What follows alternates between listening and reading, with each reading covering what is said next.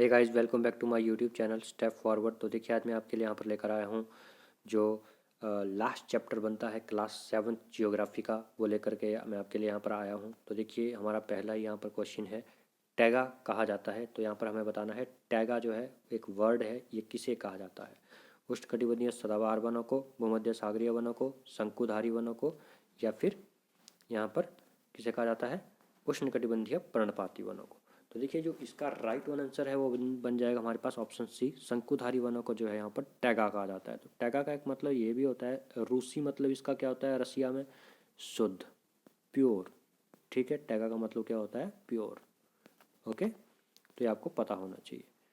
Next question है, prairie घासस्थल किस प्रकार का एक घासस्थल है। ठीक है, तो प्रेरी की हम बात करें तो आपको बताना है किस तरीके का एक घासस्थल है। उष्णकटिबंधीय वर्षा वन है, वर्षा वनों का घासस्थल है, शीतोष्ण कटिबंधीय वनों का घासस्थल है, ध्रुवीय वनों का घासस्थल है, या फिर पर्वतीय वनों का यहाँ पर घासस्थल है। तो देखिए, इसका राइट वन आंसर हो जाएगा ऑप्शन बी कि ये शीतोष्ण कटिबंधीय घासस्थल है प्रेरी। तो प्रेरी कहाँ पाया जाता है, तो प्रेरी देखिए नॉर्थ अमेरिका में पाया जाता है। ओके, नॉर्थ अमेरिका का एक घासस्थल है। आगे मैं आपको यहाँ पर जो उष्ण कटिबंधीय घासस्थल हो गए हमारे, और जो शीतोष्ण कटिबंधीय घासस्थल है, उसके लिए मैं आपको एक चार्ट भी लेकर आके आया हूँ। ठीक है, तो बने रहें अंत तक इस वीडियो पर। ये वीडियो बहुत ही इंटरेस्टिंग होने वाली है, इससे आपको जो है एक क्वेश्चन पक्का पूछा जाता है। ठीक है, 1 से 2 क्वेश्चन आपको पूछे जाते हैं। तो नेक्स्ट क्वेश्चन है हमारे पास, टुंड्रा प्रकार की वनस्पति है काई, लाइकेन, साल, या ए एंड बी बोथ। तो देखिए, काई और लाइकेन जो है ये ध्रुवीय प्रकार के टुंड्रा क्षेत्रों में वनस्पति पाई जाती है। तो ये ऑप्शन डी इसका सही हो जाएगा। ए एंड बी बोथ जो है टुंड्रा प्रकार की एक वनस्पति है। ठीक है, नेक्स्ट क्वेश्चन है, एशिया का सबसे बड़ा रेगिस्तान है। तो देखिए, थार जो यहाँ पर देखा हुआ है, दे के रखा हुआ है, ये इंडिया का सबसे बड़ा रेगिस्तान है। ठीक है, ओलेस्की यहाँ पर दे के रखा हुआ है, ये यूरोप का सबसे बड़ा रेगिस्तान है। सहारा आप सबको पता है, ये अफ्रीका का एक रेगिस्तान है। और गोबी की हम बात करें तो ये यहाँ पर एशिया का एक सबसे बड़ा रेगिस्तान है गोबी, जो कि मंगोलिया से चाइना की तरफ को है। ठीक है, तो यहाँ पर ऑप्शन डी हमारे पास सही हो जाएगा। गोबी रेगिस्तान जो है एशिया का सबसे बड़ा रेगिस्तान है।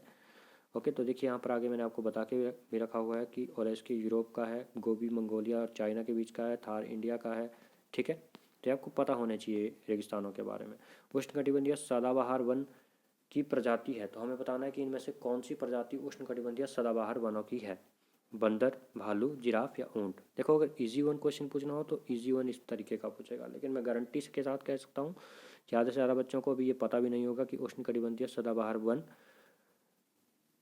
वनों में इनमें से कौन सी प्रजाति रहती है। तो देखिए, इसका राइट वन आंसर हो जाएगा हमारे पास ऑप्शन ए, बंदर। बंदर जो है यहाँ पर उष्णकटिबंधीय सदाबहार वनों की एक प्रजाति है। अगर हम बात करें रेगिस्तानी क्षेत्रों की, तो ऊंट रेगिस्तानी क्षेत्रों में, अर्ध शुष्क क्षेत्रों में पाया जाता है। ठीक है, वैसे भालू जो है ये पोलर वियर, ये ध्रुवीय क्षेत्रों में यहाँ पर पाया जाता है। Okay, so next one question देखते हैं। चलिए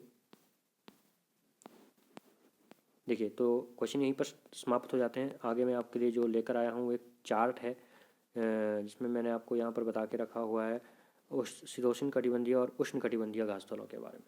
तो हम सबसे पहले देखेंगे यहाँ पर उष्ण कटिबंधीय घासस्थलों के बारे में। देखिए, यहाँ पर जो सबसे इंपॉर्टेंट है वो पूछा जाता है सवाना। सवाना का ग्रासलैंड्स के बारे में पूछा जाता है। पहली बात तो ये उष्ण कटिबंधीय घासस्थल है, और ये पाया जाता है दक्षिण अफ्रीका में और दक्षिण अमेरिका में ये पाया जाता है। दक्षिण अमेरिका में आप ब्राज़ील के आसपास के क्षेत्रों में और ब्राज़ील में इसको देखोगे। ठीक है, और साउथ अफ्रीका में आप देखोगे सवाना को सबसे ज़्यादा।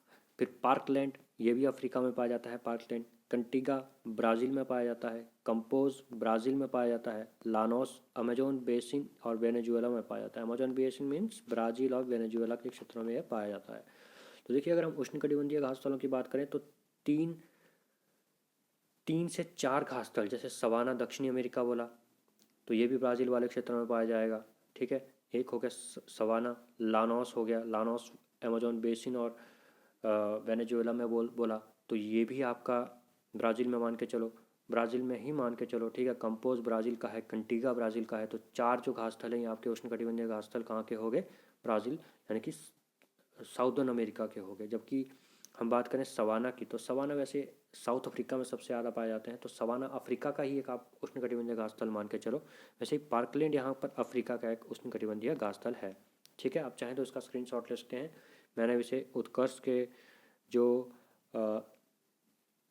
गूगल पेज है उससे डाउनलोड किया हुआ है, क्योंकि ऐसे मेरे को भी बनाना पड़ता है ये, तो मैंने बना बनाया ही वहाँ से उठाया है। ठीक है, तो आगे हम बात करते हैं शीतोष्ण कटिबंधीय घास स्थलों की। तो देखिए शीतोष्ण कटिबंधीय घास स्थल जो होते हैं वे शीतोष्ण कटिबंधीय क्षेत्रों में पाए जाते हैं, जहाँ पर ज़्यादा शीत मतलब ज़्यादा ठंडी जलवायु पाई जाती है। तो प्रेरी प्रेरी नॉर्थन अमेरिका के ये घास स्थल हैं, ये आपको क्वेश्चन भी मैंने डाला था।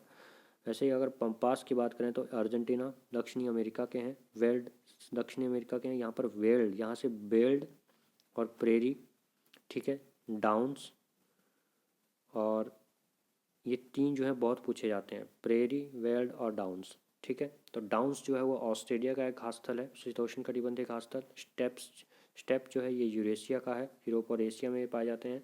पुछताछ हंगरी का है। कैंटरबरी नीचे दिया गया है, ये न्यूजीलैंड का एक घास स्थल है। तो देखिए गाइज, आपको ये आपको उंगलियों पर याद होने चाहिए। ठीक है, तभी आपका एक नंबर बन पाएगा।